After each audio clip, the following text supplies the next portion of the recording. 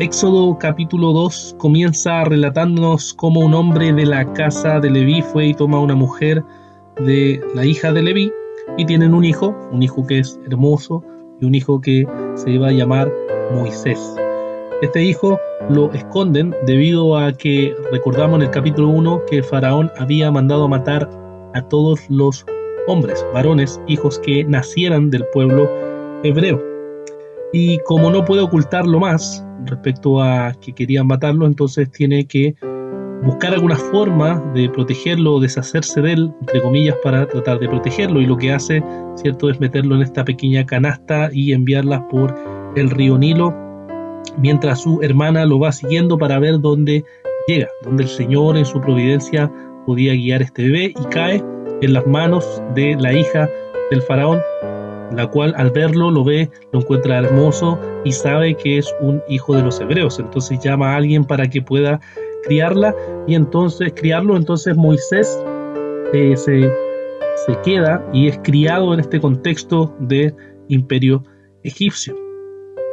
Moisés crece en ese lugar y ya estando grande ve la opresión de su pueblo y ve cómo los egipcios maltratan a uno de su pueblo, y por tanto él va, lo defiende y mata al egipcio. Esto sin duda le trae problemas cuando se entera el faraón y busca matar entonces a Moisés, y Moisés lo que hace es escapar de Egipto para irse a algún lugar lejano donde no pudieran matarlos. Yendo entonces en ese lugar lejano, en el desierto, va y se encuentra con que hay unas mujeres que vienen a sacar agua de un pozo, y hay personas que no le dejan sacar el agua del pozo. Entonces Moisés las defiende y hace que puedan sacar esta agua del pozo. Entonces ellas van y vuelven, y su padre se sorprende que ellas hayan llegado tan temprano y les pregunta cómo pudieron llegar tan temprano, y le cuentan que entonces hubo un hombre que las defendió, y él les dice: pero ¿dónde está ese hombre? ¿Por qué no lo traen y lo invitan aquí a la casa?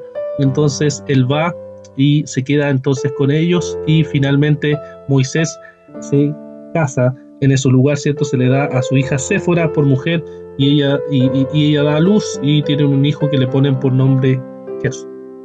Vive entonces Moisés en esa tierra extranjera, y el capítulo termina contándonos cómo ya había pasado mucho tiempo de que había muerto el rey de Egipto, y el pueblo de Dios lo que estaba haciendo es clamar, gemir por causa de la opresión de la cual ellos estaban viviendo, y nos dice que entonces Dios oyó este gemido y se acordó de su pacto con Abraham, Isaac y Jacob, y miró a los israelitas y los tuvo en cuenta. O sea, Dios recordó, ¿cierto? Esto es un lenguaje humano para explicarnos las acciones de Dios.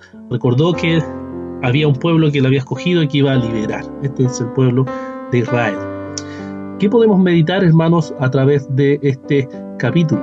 Vemos primero que viviendo en un contexto de opresión egipcia y llamando a asesinar a todos los bebés, los padres de Moisés actuaron con fe al esconder a su hijo Moisés. ¿Cómo sabemos esto, que actuaron con fe? Porque el autor de Hebreos, en el capítulo 11, versículo 23, nos dice que así fue. Ellos actuaron con fe. ¿Tuvieron fe en qué? Fe en el plan de Dios, fe en la providencia de Dios, fe en que el Señor va a llevar a cabo igual sus propósitos, aunque estaban viviendo en una cultura pecaminosa que le estaba oprimiendo. Y al igual que ellos, nosotros, hermanos, vivimos en una cultura opresiva, en el sentido que es una cultura de la muerte, como se le llama, una cultura que promueve cosas que van contra la palabra, como el aborto, que es exactamente asesinar a bebés, la eutanasia, que es llamar a las personas a matarse a sí mismas y llamarles de forma bonita para tratar de ocultar que es algo contrario a la palabra del Señor. Y eso es una cultura de la muerte que se promueve a nuestro alrededor. Y la pregunta es cómo nosotros vamos a actuar en medio de esta adversidad. ¿Vamos a confiar en Dios? ¿Vamos a confiar en sus promesas a pesar de que haya leyes opresivas que se promueven a nuestro alrededor? ¿Sabemos y creemos que aún en medio de esto Dios va a llevar a cabo sus propósitos? ¿Creemos en verdad en eso? Y eso es lo que hicieron los padres de Moisés, actuaron con fe. Pero no solo los padres actuaron con fe, sino que también Moisés, luego de crecer en este contexto egipcio y de recibir toda la formación educacional, por la fe él rechazó todo esto para ser parte del pueblo maltratado y oprimido de Dios. Nuevamente, ¿cómo sabemos esto? El autor de Hebreos en el capítulo 11, versículos 24 al 27, dice que Moisés actuó con fe, rechazando toda la pompa, todo el reconocimiento, toda la comodidad que podía darle el imperio egipcio. ¿Para qué? Para vivir y ser parte del pueblo oprimido, del pueblo de Dios. Esto nos muestra, hermanos, que Moisés rechazó la aprobación, rechazó al mundo, rechazó las cosas que el mundo le estaba dando y decidió seguir la voluntad de Dios. Sin embargo, en medio de esta seguir la voluntad de Dios, de confiar con fe, Moisés actuó de forma pecaminosa, porque podemos ver que mató y asesinó a un egipcio. Fue algo que no era la voluntad del Señor, sino algo que él creyó que estaba haciendo bien, pero no era en verdad el plan de Dios para eso.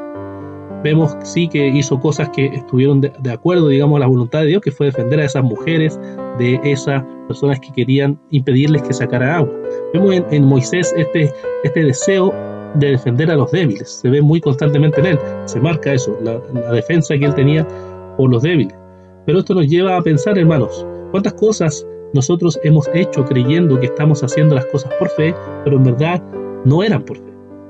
¿Cuántas cosas hemos hecho que creemos que son por fe y que eran simplemente imprudencia?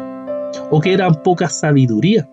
¿O cuántas decisiones hemos tomado creyendo que eran por fe y en verdad era pecado? ¿Cuántas decisiones tomaste creyendo que estabas actuando por la fe y en verdad era pecado porque iba contra la palabra de Dios? Eso es algo importante a pensar y a considerar. Y también podemos meditar en cómo el pueblo de Dios clamó a Dios. El pueblo de Dios llamó al Señor y nos dice la Escritura que Dios se acordó y respondió a este clamor del pueblo. El pueblo clama, Dios responde.